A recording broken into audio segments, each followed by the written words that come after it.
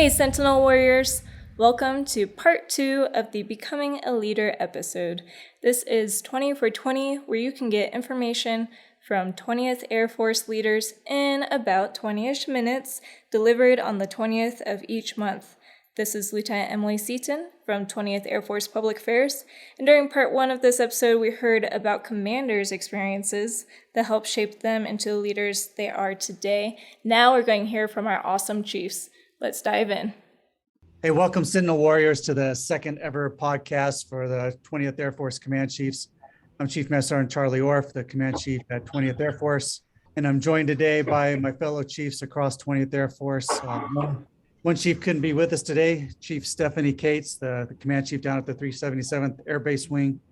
She's currently traveling and won't be able to be with us today, but I'm sure she wishes everybody well, and she'll definitely be trying her best to make it to the next podcast. So before we, I guess, talk about what we're going to talk about today, I'd just like to open the mic and let the chiefs introduce themselves so those listening in know who's speaking, and then we'll get into it a little bit. So Nick, over to you, brother. This is Chief Nick Taylor here, Command Chief for the Mighty 90 Missile Wing at FE-1 Air Force Base. Jackie? Hey, good to see you guys. First off, I know everybody, all the 5 people listening in podcast land can't see us, but we can see each other on Zoom. It's been a while. I missed you guys last week. So Khaki Carter, 91st Missile Wing, Command Chief. And despite everything you've heard about Minot, it's actually a pretty nice place.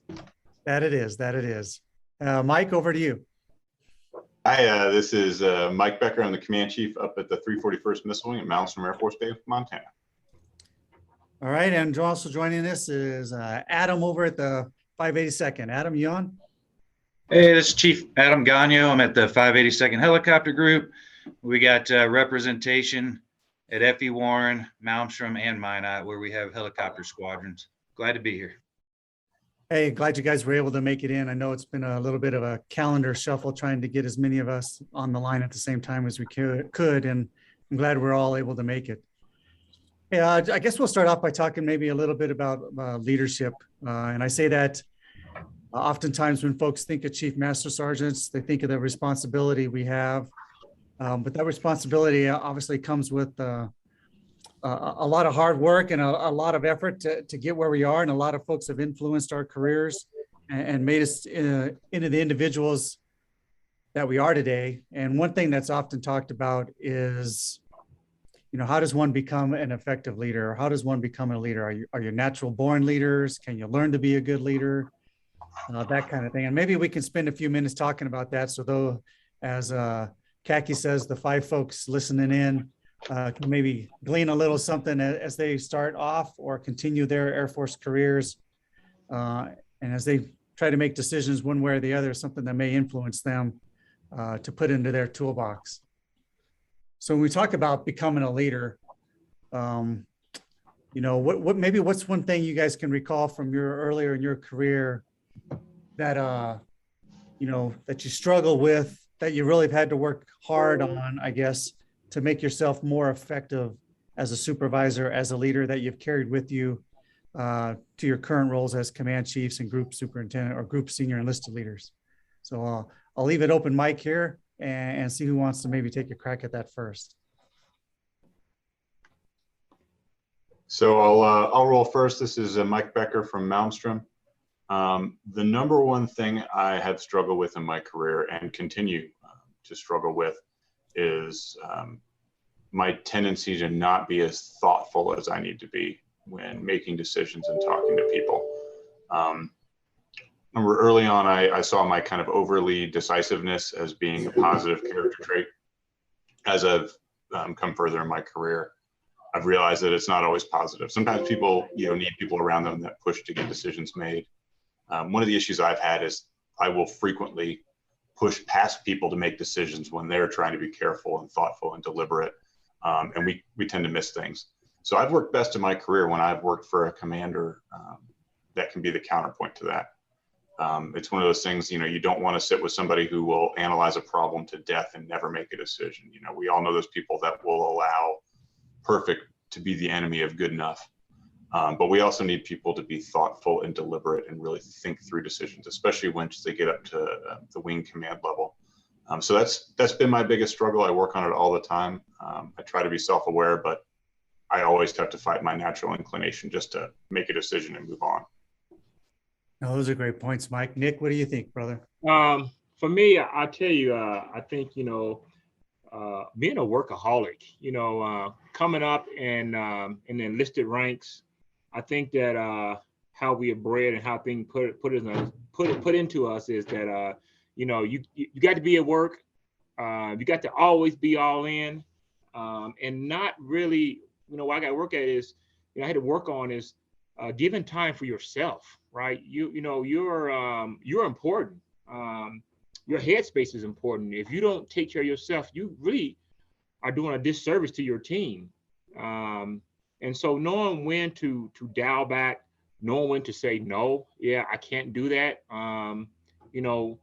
Everyone wants your attention, and you only got so much bandwidth. So something that I got to continue to work at is learning to say no. Nope, I can't do that. I just recently said no to an opportunity because I hadn't have enough bandwidth. So being a workaholic, knowing to say no, and it's okay to say no. Except saying no doesn't mean that you won't get another opportunity. You need to take care of yourself. No, that's also good points. Adam, what do you think, brother? Yeah, so I was thinking about this one. Let's take it back to, I think everybody at some point in their career struggles with that transition from just kind of being responsible for yourself, making sure you're squared away, your training is up, your technical expertise is correct, and transitioning to a leader where you're responsible for others' training and readiness. So I remember back as a young tech, I got the opportunity to be a flight chief. And I remember struggling with that, right? From transitioning from being the line dog and the functional expert who was responsible for executing the mission to being a leader responsible for taking care of the airmen who execute the mission. So one thing that helped me get through that is that perspective of, we always have to focus on preparing our replacements to take over, because at some point we're all going to move on. We're either going to move to a new job, going to PCS, going to separate from the Air Force or retire. So I think that's one perspective to keep in mind as you make that transition from just focusing on yourself to being that leader, taking care of airmen. Yeah, definitely taking care of airmen is a big part of leadership, obviously in the Air Force for sure. Totally agree. Kaki, I'll let you close out maybe this segment. Man, to be honest with you, it's hard to pick just one thing I struggled with, because I think we've all struggled quite a bit over the years of different things. Early, I'd say what probably the longest running was seeking and listening to other perspectives and not just relying on myself. I grew up in the flying community.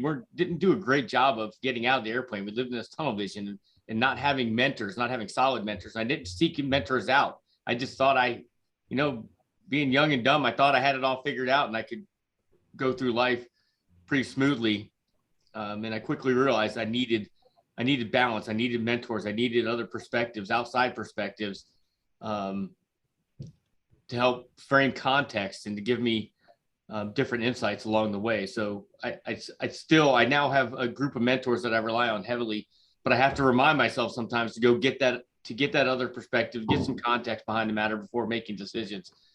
And then the other thing I would say is one of the hardest things I think for anybody is that CGO to FGO transition and NCO to senior NCO transition of we're preached to all the time about take care of people. We end up just fighting blindly over people and money all the time. And you have to find that balance where you're taking care of people, but also understand that at some point you have to protect the integrity of the system as well. And it can't just always be about, because sometimes taking care of people means taking care of the group versus just one person, making a difficult decision and having a tough conversation with one person in order to do that. We all want to be liked, but if you base all your decisions on being liked, you're gonna fall short in a lot of areas. So gaining perspective, gaining context from other sources and rolling it in, and trying to make the best decision possible is something I work on all the time. No, good point, man. I think for me personally, for what I've struggled with throughout my career is tempering my emotions, being able to separate the personal from the professional. Oh And I yeah. remember, one of my earliest interactions with the flight chief back when I was a young defender, and some of the critiquing that he gave me, and me being able to understand it wasn't an attack on me personally. It was just trying to make me better at my profession. And so I've had to temper that emotion aspect throughout my career, and of just trying to make sure that things are balanced, and not trying to react to emotion, as Mike mentioned at the beginning, kind of maybe taking time to think a little bit versus just being quick to think it's a personal attack or emotional. I think that's one thing that I think is key to being an effective leader, is folks being able to see that you're balanced. I mean, showing emotion when emotion needs to be shown, obviously, when you're passionate, but not letting emotions affect a decision to where, you cross that line from a personal or professional to a personal aspect. I think is key to being an effective leader as well. Hey, Nick, you mentioned, you talked a little bit about balance and being able to, say no, et cetera. I kind of wanted maybe you guys to talk a little bit about just, and maybe give some examples that you personally use to just, being a chief. We deal with some pretty stressful situations, and not everything that we encounter or are part of are on the positive spectrum. So maybe you guys can talk a little bit about just some techniques you guys to kind of handle that stress or deal with that frustration. And, Kaki, maybe I'll just go over to you first to see if maybe you got some thoughts on that. It's funny. We just had Colonel Galbert and I were just talking to ALS this morning, and somebody asked that very question. How do you deal with stress? How do you handle different situations? And Colonel Galbert looked at me and said, well, Chief's never stressed. I'm never stressed, right? And we kind of had a laughing moment. And I think what I talked about was, one of the first things that we always scratch off our calendars, I always watch the boss do it, is when there's time on his calendar for lunch or to gym, he scratches off because they can fit something else in there as we get busy. And that's got to be a hard no. You have got to invest in yourself and take time and be passionate about the things you're passionate about, and keep those right. I can't trust that everybody's going to be taking care of their airmen if they're not taking care of themselves, if they're not investing in themselves. So understanding your emotional triggers, not letting your emotions run you, but you run them, and then recognize the times where you're overextended and go back to the things that you rely on for self-care. Understanding what those, for me, it's being outdoors. So I need and make time to get outdoors, even if it's on a daily basis. If I'm feeling overworked, overextended, I will go out and I'll walk around the park across the street for 10 minutes to get my head together. And then always allow yourself the grace and space. We've all heard, before you hit send on that email, to stop and think about it before you emotionally react. And, imagine if we did that, we gave ourselves that grace and space in every situation we encountered. And before reacting, giving yourself the grace and space to chill and allow yourself to respond to other people, because a lot of times you give them the ability to respond back. So self-care, invest in yourself, because if you're not investing in yourself, you're not going to be able to invest in other people. What I got.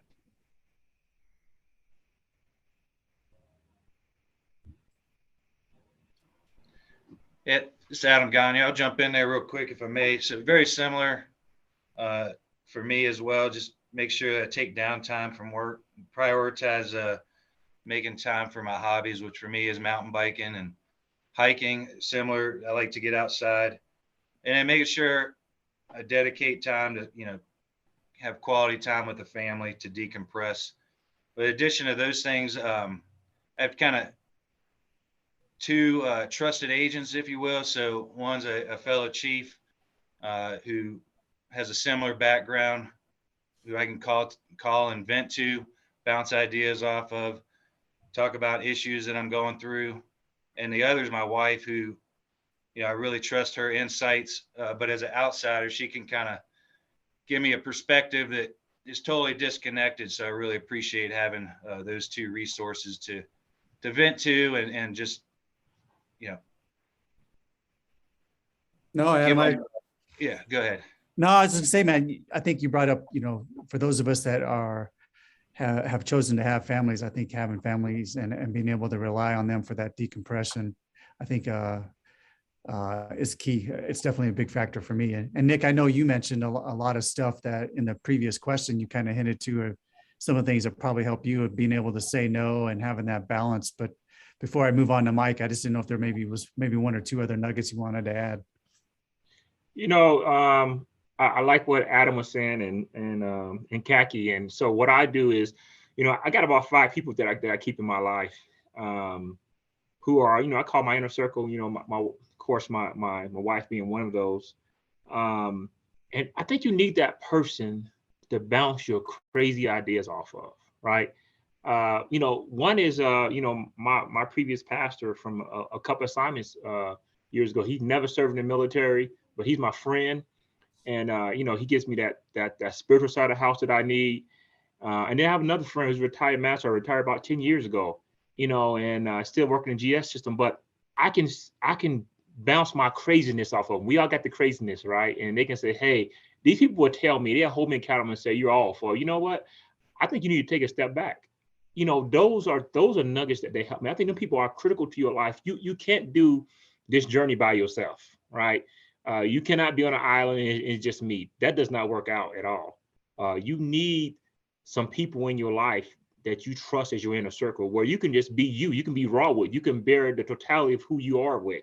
You can, because when you bottle things up, it doesn't work. It's going to explode in one way, whether it's physically or emotionally or mentally. And so those are things that I constantly do. I mean, one of my inner circle, of course, my spouse, but another of my friend. I mean, we talk through text or through voice probably like every other day, about everything, just about life. And sometimes not even about work, but it's just about life. And those are things that I use. Oh, thanks for sharing, Nick. Mike, over to you, brother. So this is definitely something I haven't always done well, even in recent, months and years. A few months ago, I kind of had a little mini breakdown. I've talked to my brothers and sister and 20th Air Force about it. I wasn't handling stress well. I thought for many, many years that, I was immune to the negative effects of stress. I've dealt with incredibly stressful situations in my previous career field throughout my life, and never had a problem. And I find myself getting unreasonably angry and worked up over things that really aren't all that important when you look at it from the 50,000-foot level. I realized I had only taken 1 day of leave since I got here, and that was unacceptable. And I realized I wasn't reaching out and being as vulnerable as I need to be with my friends. So to that end, Chief Cates, who's unfortunately not with us today, she's got a reminder on her phone to call me every couple of weeks just to chat. I've got, my best friend in the world is another command chief. And I have allowed myself in recent years to not lose touch, but not be as engaged with him as, my best friend for the last 23 years. So I need to do better at that. It's a continual struggle for me. So that's all I got to say. Oh man, thanks for sharing, Mike. I think, when you tie it to leadership, all of us have kind of brought up something different, right? And I think what's key as leaders is, yes, we're all airmen. Yes, we're all following, our core values and must adhere to the core values 24/7. But at the end of the day, we're also all individuals. And so I think it's key as leaders to understand that what way folks need to deal with stress or handle frustration may not be the same for everybody, or it's not going to be the same for everybody. And we as leaders just need to make sure that we set the proper conditions and environment that, as long as folks are being airmen, adhering to the core values, that whatever will help them perform and decompress is what we need to afford them the opportunity to do, and not force them into a round peg into a square, a round pole into a square peg kind of thing, to where it's not effective. And then they just continue to build up that stress and frustration to where it results in something that's, unethical, illegal, immoral, or, worse, self-harming or harming others. So I think that's key. Hey, looks like we're about out of time for this edition of the 20th Air Force Command Chief Podcast. Again, thanks to my brothers in 20th Air Force that were able to join me this morning. And Steph, just a shout out to you, and thanks for your leadership. Thanks for leading the the Mighty Fighting Tigers out at the 377th, and look forward to having you again soon. And again, thanks for everybody for listening, and look forward to hearing your feedback as we do future podcasts down the road. Thanks, everybody. Thank you again for taking the time to listen to this episode. We really hope you enjoyed hearing from the commanders and chiefs about their development and experiences while becoming leaders. Please join us again June 20th for one more episode in this format of the commanders and chiefs discussing leadership before we start getting into different topics starting in July. Goodbye for now, Sentinel Warriors.